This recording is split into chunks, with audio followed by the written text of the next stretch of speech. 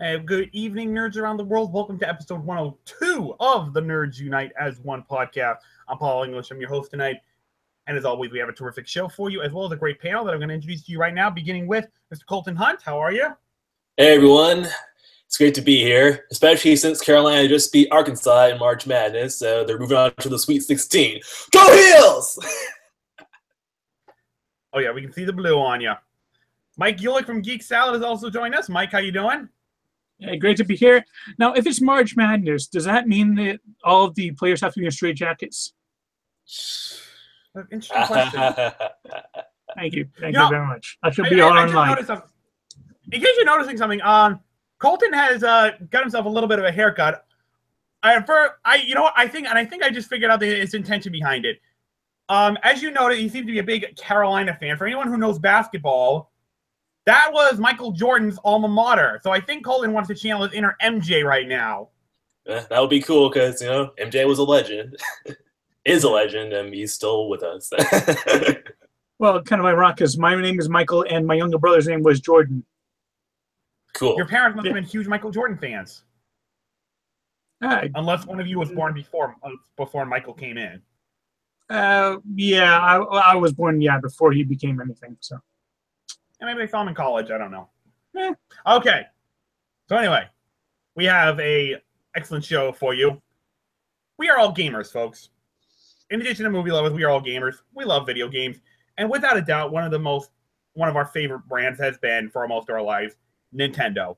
I think it's safe to assume that for most of us, Nintendo was the first game system we ever played, we ever owned. Hell, I was probably 2 years old when I was only 2 years old when I picked up my first NES controller. This is not an episode for Nintendo bashing, Colton. I will boot your ass off this show so fast. I was going to say something, but I really shouldn't finish that.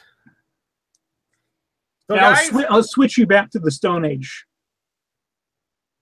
I don't know if I'm going to get there or not. I might at some point. I don't know. But anyway, here we are. Today we are here to pay tribute to this iconic gamer brand by counting on our top 5 favorite Nintendo games. Now, to be clear, these are games that are first-party exclusive. They were only released for Nintendo systems. And just like our last gaming countdown, they are one per franchise. So you're not going to see us having like 5 Mario or 5 Zelda games. Well, you might see 5 Mario games if they're like different sub-franchises, but you know the rules about it if you saw our last video game countdown. But if you haven't, you'll know what we're talking about when we start this list. So I don't want to waste any more time. Let's jump right in. Colton, I'm going to start with you. Give me your 5th favorite Nintendo game. All right, this is a holdover from my video from our last video game countdown episode. A lot of us will have holdovers. But this one is the original Super Smash Brothers. So as kids and as adults, we've all had that petty argument of who could beat whom in a fight. So Nintendo decided to naturally cash in on our nerd rage and created Super Smash Brothers. This game is simple as they come, but damn is it entertaining as all hell to beat the living shit out of Nintendo characters and then send them flying off into the distance. my favorite memory of playing the game was I was on the Pokemon stage, I got the hammer, and I was going after Pikachu. I hit him, and Pikachu was like, Pika! How dare you hit my Pikachu! Oh man, it's just I could play that game like for hours on end, and I also have to give the game its props for how it wasn't all just one giant fight against other characters. They would have special stages like fighting giant Donkey Kong, Metal Mario, team battles, and of course the final battle against Master Hand, which then resulted in kind of an anticlimax because after you beat Master Hand, well, the game kind of just ends, but. And no harm, no foul. The game's got more sophisticated later on in the series, so and it's still pretty fun to play. So no harm, like I said, no harm, no foul overall. Great game. A very excellent start to this show, my friend. Mike, I'm coming to you next. Give me number 5 on your list. All right, kind of ironic that you give the original Smash Brothers because I give Smash Brothers Brawl for the Wii. Oh. I mean, I love this one. I love this one probably more than the others, mainly because this one actually had a really good story mode. It actually had an adventure that you could progress through with different characters, and that actually made it a lot easier to unlock all the characters rather than having to defeat incomprehensible challenge battles which I could never do. So this easier way made it a lot better for me. And I mean, just the chance to play as Sonic. You've got a first Sega character in a Nintendo game. That was pretty awesome. And Solid Snake was fun. I mean, you got Kid Icarus, who was always a favorite of mine from my younger days. So yeah, Smash Bros. Brawl. You're too slow. All right, guys. So number 5 on the list. And, I like what you said, Colin, about like having nerd talking about beating the shit out of each other, but sometimes these great characters, they just want to have a good time. They just want to party. They just want to play some games. The Mario Party games are friggin' excellent for that. I can't tell you how many times I have played. I love Mario Party, but the one that stands out to me is Mario Party 2. This game, for whatever reason, just stands out to me more than all the others I've ever played. It may not be as graphically good as some like 4 or 5, but I think it's just the quality of the mini games in that one. For some reason, that one just stands out to me more than the others. Like they have the all-time favorite mini games. Like I think the bobsled race was on there. There was a cannon battle. It's just so much going on. I friggin' love Mario Party 5. Just oh my goodness, and especially playing with friends, that was a load of fun. So number 5 is Mario Party 2. It's all fun and games until someone pulls off a come from behind victory. I think I pulled off a couple of those. I can't remember though. It's been a long time since I played it. Then it becomes an all-out swearing match. And that's when you go to Super Smash Brothers to settle your differences. Rather than fighting each other, you'll just fight with the characters. Good call, my friend. Colton, you're back on you. Give me your number 4 on your list. Okay, heads up, someone is more than likely going to mute my voice before I can finish this. Okay, so I have played a grand total of... He tempted me. You're not even going to let him finish? He tasked me. He tasks me, and I shall have him. I didn't know he asked me. He told me somebody was going to mute him before he finished. So I was like, "Oh, was that a challenge? Okay." No offense, Colton. No offense. I just you know what? Me and I have to do it. Say Colton, and then if we're not happy with it, I'll mute you. Okay, just finish what you're going to say. Okay, did anyone actually hear the rest of my sentence before I got muted? Probably not. No, unfortunately. Because my list was blocking the screen, so I can't tell if I was muted or not. Okay. Okay. I was saying, okay, so I played a total of 6 Zelda video games. They are A Link to the Past, Link's Awakening, both Oracle games, Ocarina of Time, and Majora's Mask. I probably played fewer, so don't worry. Okay. Of those 6 games, I only saw the end of the first 4 that I listed. And of I've those never seen the ending of all of them. And of those 4, the one that's ranked 4th on my list is The Legend of Zelda: A Link to the Past. So what I love about A Link to the Past is, first of all, I think it was maybe one of the first games I played that I can remember that had like a twist to it, where we're first led to believe that it's just a simple task of finding the 3 pendants that will allow us to awaken the Master Sword, then we go kick Agnum's butt, and game's over. But nope, we get there, Agnum's like, hey! It's like, oh hey Link, here's Princess Zelda. Bye Princess Zelda, the seal's broken, motherfuckers! And then you have to go fight him, and then you win, but then Agnum just zaps you into the Dark World, and then you're like, what the hell? Then suddenly you realize you have 8 more dungeons to go through in order to actually beat the game, plus Ganon's Tower, and Seven Maidens, the Ganon's Tower, and then you have to fight Ganon in the Golden Pyramid. What I love about this game is that it was just really, despite being, an oldie, it was very big in scale, You really felt the weight of the story mode. And whenever Link rescued one of the maidens, they would give one of their speeches to him about how he's, one of the last in the lines of the Hyrulean Knights, and he's gradually living up to the hero of legends. It really just made me feel like a true warrior, among other things. And I loved how the game was, pretty creative. Like it wasn't a simple case of, running from one dungeon to the next. Sometimes you would have to, start in the light world and go to a position that would allow you to access it that would allow you to teleport to the Dark Worlds to get to the next world. Sometimes you would need a specific power to unlock one of the dungeons. Like I really loved how you needed, I think it was the Ether Medallion to clear a storm that was blocking the 6th dungeon, and it was just overall a very, very solid game. I didn't play it on the Super Nintendo, however, I played it on this baby right here, my good old Nintendo Game Boy Advance. I haven't played with this thing in a while now, but talking about all these games makes you want to, give it a new, fresh set of batteries and start playing Zelda again. Hey, you can start playing once the show's over. Okay, Mike, coming to you next. Give me number 4 on your list. All right, my number 4 is a game that I can almost guarantee neither one of you, and probably majority of people that bother to watch this show, will even have heard of. It is called Endless Ocean Blue World. What the hell is that? It was published by Nintendo. It was made by a company. It was developed by a company called Arica, but and it was exclusive for the Wii U. For the Wii. It is a very. There's no real huge action to it. I mean, it's a very simple game.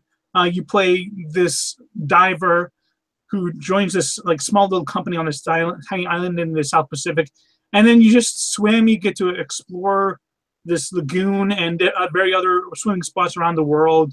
Get to discover new fish and all that, and it's definitely not exciting at all. But I really, really enjoy it because you dive below the waves, and then everything is just, it's as if you're actually swimming there. It looks amazing. You're swimming through all these channels and avoiding all these, and I mean there are some sharks that are around that you have to, that they will attack you. They don't actually harm you. They just kind of like knock your air down, and you can use this pulsar to kind of calm them down. It's a very fun, relaxing. I've spent hours. I've played through this game at least 2 or 3, 4 times. It's just very relaxing, and it's fun to just be swimming in the ocean, having like whales swim alongside you, and have like just fish swirling around you. It's just really very beautiful and very fun game. It was a great soundtrack too. So it's got pretty good attention to detail. You're saying? Oh yeah, absolutely. Swimming through, and you have all the coral beds all around you. You see a pot of dolphins swimming around. Very good. All right.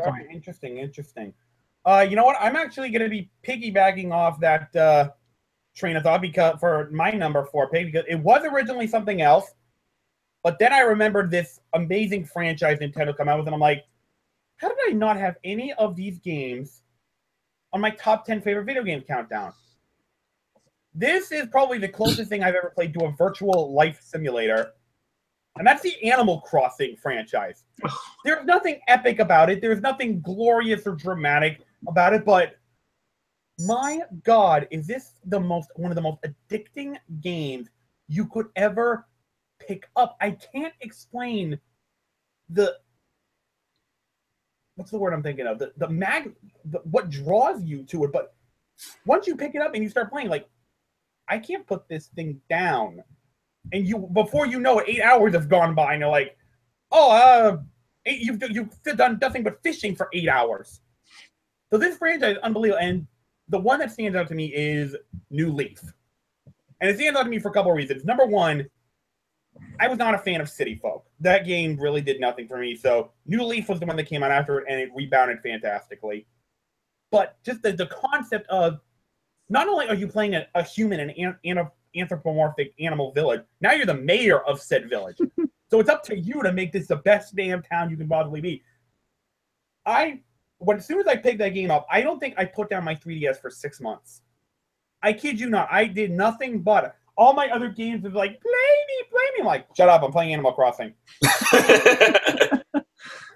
Oh, we've all had games like that. On my 3DS just playing Animal Crossing non-stop. So there is a very strange appeal that comes to the game. It's appeal I can't really explain unless you have played the game, and then you understand what I'm talking about. So it is a very amazing game. I highly recommend it. Just be forewarned. You will get addicted. You will not be able to put down your 3DS for a long time. All right, so that was my number 4. Colton, I'm coming back to you. Number 3 on your list. All right, number 3 is... it's not every day that you see a game that was spun off from one other game that becomes, its own major entity. I'm talking about the Wario Land series, specifically Wario Land 2. So, when I first played this game, this game is massive, okay? I'm surprised they didn't call it Wario World. not only is there there are like several ways this game can end. You know, several different paths you can go up. You can play the straight path. You can diverge into a completely separate path into another level. You can go to another path. You can actually go into like one path by simply not doing anything for the first minute of the first level. You know, and it's what I love about that one is like, you know, the game starts off with Wario being asleep and you have to wake him up. So just for kicks, I'm like, okay, I'm just gonna see how long I can, you know, just leave him there before, I don't know, something happens. I wasn't actually expecting something to, but then suddenly the level ended and I'm like, wait, what the hell? And then, okay, not in that language because I was young, but youngish. I'm like, wait, what's going on? And then suddenly another level started. I'm like, holy crap, this is awesome. And I also love how even though you can't die in the game's Wario's immortal or whatever, they still included a bunch of little funny ways that he can get injured or get thrown out of boss fights or whatnot. It's a pretty creative thing. And I also loved how the second level of the game actually, you know, has Wario chasing down a chicken that he lost. You know, it's just it's that sort of hilarious things that you would expect from a game that's starring an anti-hero, you know. Wario is not really a good guy. He's just the protagonist, and they have a lot of fun with the kind of person he is. With them like getting conveniently injured, electrocuted, set on fire, getting his face swollen up like a balloon when he gets stung by a bee. I mean, damn, the programmers must have been having a good time making this game. Sounds interesting. Sounds very interesting. You ever played it before? Okay. No, never have. I didn't even know they made a sequel to it. Man, there was 4 actually. I gotta say, I'll always have a special place for Wario and the 6 golden coins. Super Mario Land 2. Yeah. Obey me, Mike, Wario! I am your master. Mario Mike, is your enemy. That was the commercial for it. I remember. All right, my number 3. I do have this one, but I think it's out in a closet somewhere. So it is the Mario game on my list. It is Super Mario World for the SNES. Nice. It was actually the very first console game I ever owned. My parents got us the Super Nintendo when we were expecting Nintendo, so that was really cool. And they got us the Super Mario World with it, and I played through that game so many times. I beat Bowser so many times. I can't even remember all the levels at this point, but that one was the one that, I mean, it took all the stuff that was in Super Mario Bros. 3, which was great, but then it just expanded it. I mean, you had secret exits to levels. You had alternate. I mean, you could actually find a secret exit and beat Bowser without jumping like 6 different stages. And then you had the Star Worlds, which were impossible to beat, but ever so fun because you could get these little balloons that make Mario blow up like a balloon and then float through the stage. But you have to find the next one before you deflate, and because there was no floor to the entire stage. It took me weeks to beat that one. But yeah, I mean, the game was just so amazing. Introduced us to Yoshi. I always had a thing for the purple Yoshi because he could fly. But yeah, so Super Mario World is number 3. Nice, good thing. All right. So the next 2 on my list, I got to be honest with you. I had such a hard time like trying to figure out what order to put these in, which one's 3, which one's 2, because in all honest seriousness, both of them are absolutely stellar games, and both of them kind of have a similar theme to them, which is they took what was great about the first incarnation and just cranked it up to 11. So these next, oh man, even today I may still flip flop this because I mean it's really sad. So honestly, I could have tied it, but I don't want to cheap out like that. So by the narrowest of margins, at number 3, I have Super Smash Brothers Melee. And what I love about this game, like everything great you said about Smash Brothers, Colton, Melee does it to a whole other level. The graphics are sharper. There's more characters, there's more levels, they look more incredible. The fight scenes are just as incredible. Not only like a campaign mode, but an adventure mode where you get to explore so many levels of your favorite game. Oh, everything about this game.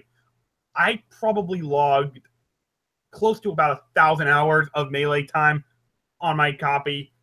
I mean, my God, that is. When I'm growing up, if I never needed stress relief, I'm like, I gotta play Melee. Just gotta beat this shit out of somebody. Ugh. That's how I relieve stress, and I still do that with my 3DS version. But whew, Melee, man, it just stands out. It is in a class all its own in an amazing franchise. Right here, I actually just opened up and do have the game, and I got a memory card right there from the GameCube that I didn't realize I still had. I play it on my Wii every once in a while, so good. So yeah, number 3 for me is Melee. So every game from the Smash Brothers series made this list. Well, except for the Smash Brothers. Well, no, the 3DS versions and Wii U versions didn't. There was another one? Oh yeah.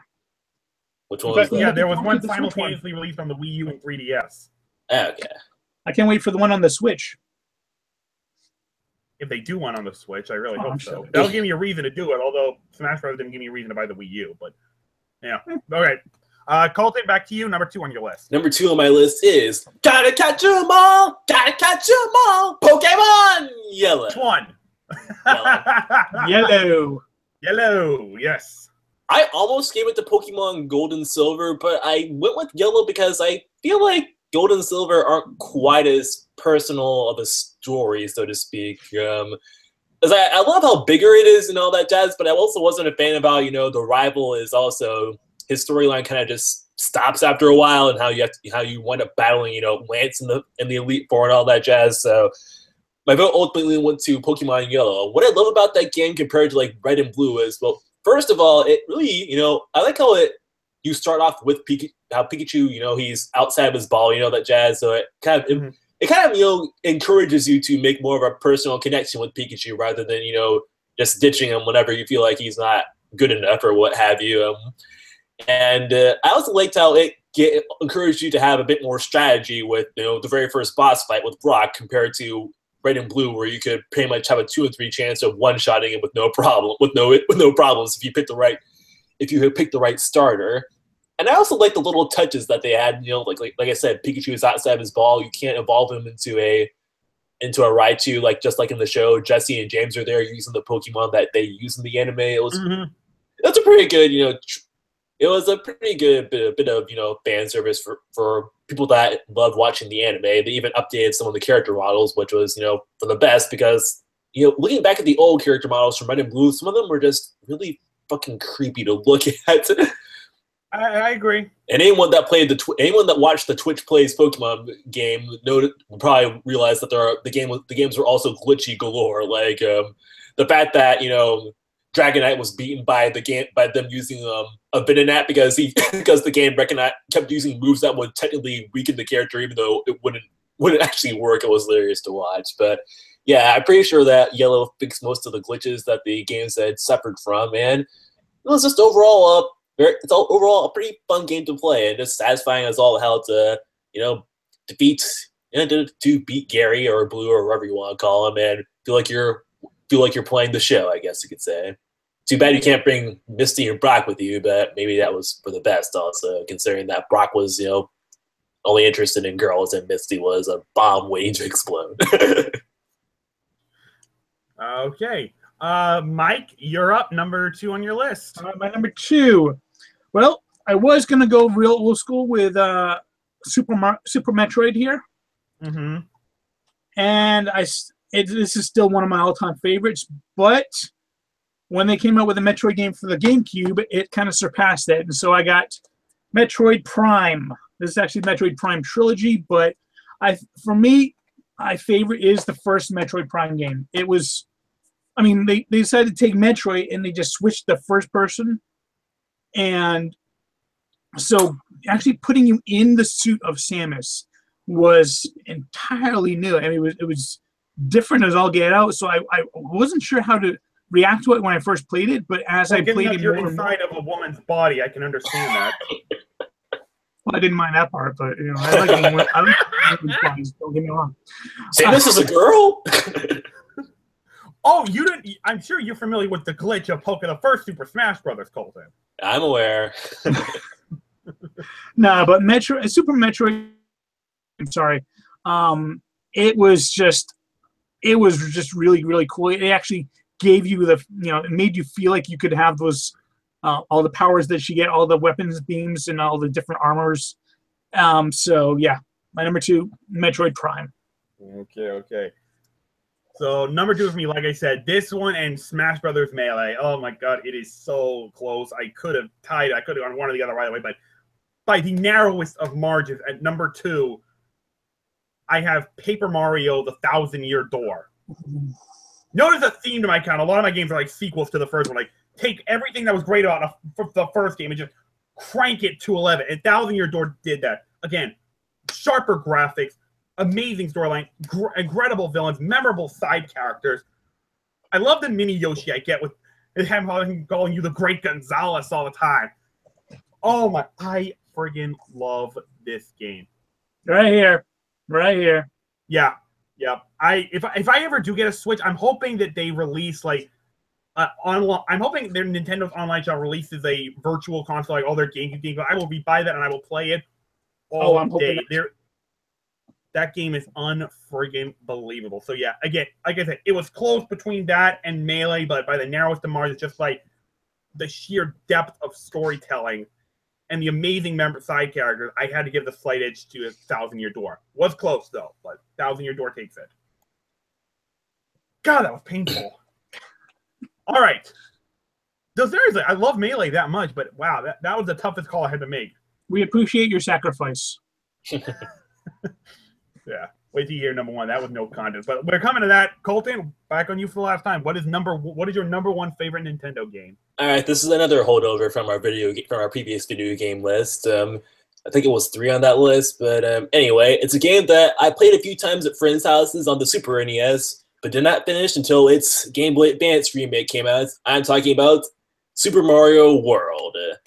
It's like, Mike already listed a lot of the great things about it, but what I love about this game is that when they said it was Super Mario World, it damn felt like a world. This thing was massive. Like I said with Wario Land 2, it's just huge, It's like you got, instead of fighting Bowser all the time, we've got, we're fighting out these kids, and then that could have happened in other Mario games, but I'm not entirely sure, but you know what I mean. And okay, I thought it happened in 3, but Super Mario World did it better. Yeah, we got Yoshi being introduced to us, which was the probably the first introduction to the sacrificial lamb to a kid, as we had more times to not abandon Yoshi to his death, so we could get a higher jumper air time. Like one of my favorite memories of playing the game was we were in a high area, and I accidentally wound up ditching Yoshi by mistake. Like I was trying to make a jump and I hit the wrong button. I caused Mario to spin off of Yoshi, and I wound up getting a fire flower in the process. So I'm like, so long, Yoshi! And I just went on my merry way.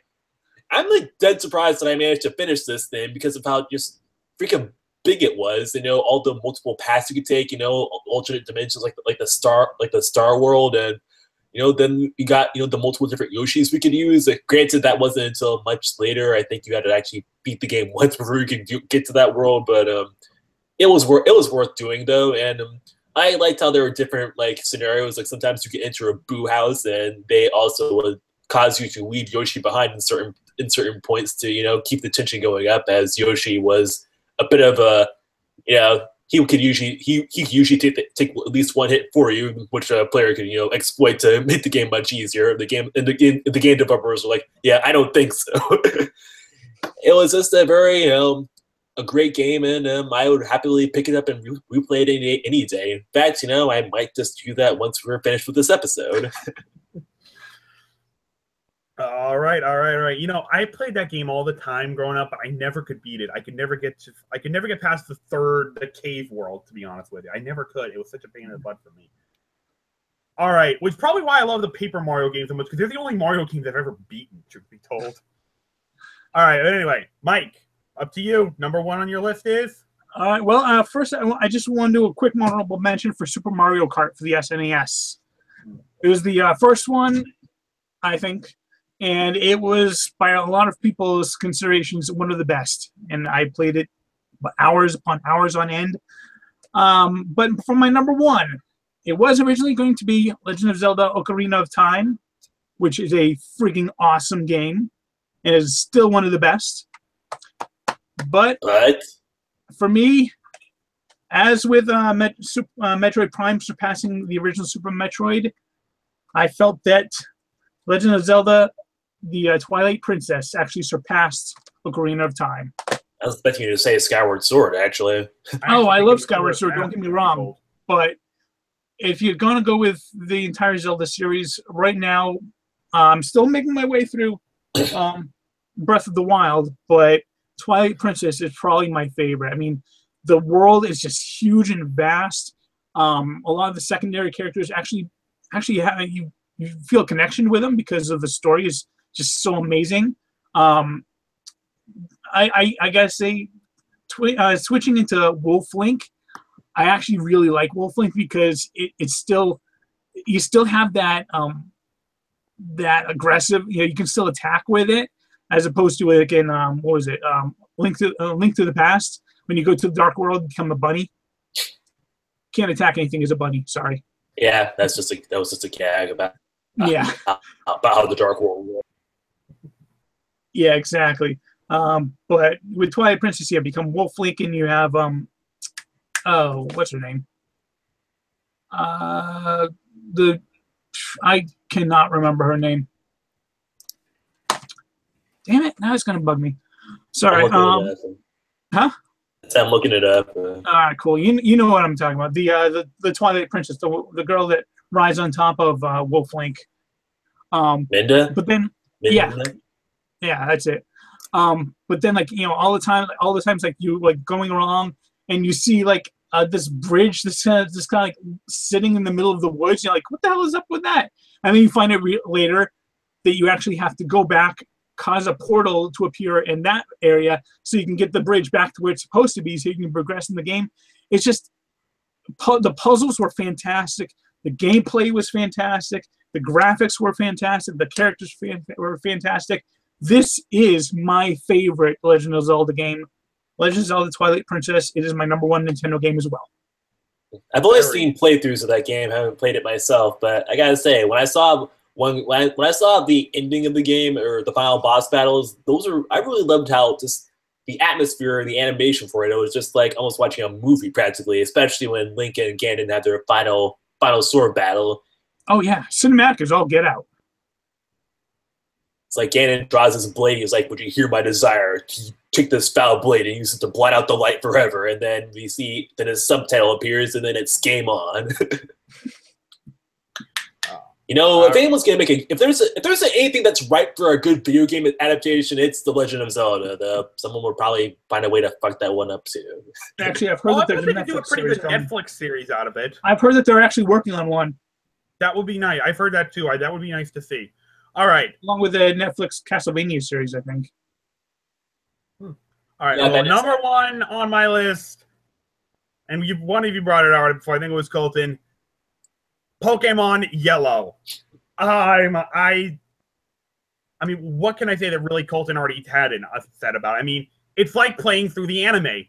I mean, not only can you get Pikachu as your starter, but you get a chance to have all 3 of the original starters on your team without playing that trade and start new game glitch in order to make that happen. So, again, you see Jesse and James, you get the actual character, Ash and Gary as opposed to Red and Blue.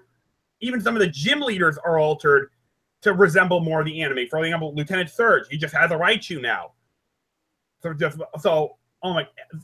was sharper. The colors were amazing. It was just, everything about this game is just amazing. No, it's, as far as Pokemon games go, it's about as close to perfect as I've ever played. I remember this being the first Pokemon game that I beat by using the proper strategy of building a team of 6 to their best level rather than relying on the strength of 1 or 2 Pokemon, which I did in Red. So I was guilty of that too. So I mean, yeah, I played that game for years, truth be told. I spent years getting my team up to level 100.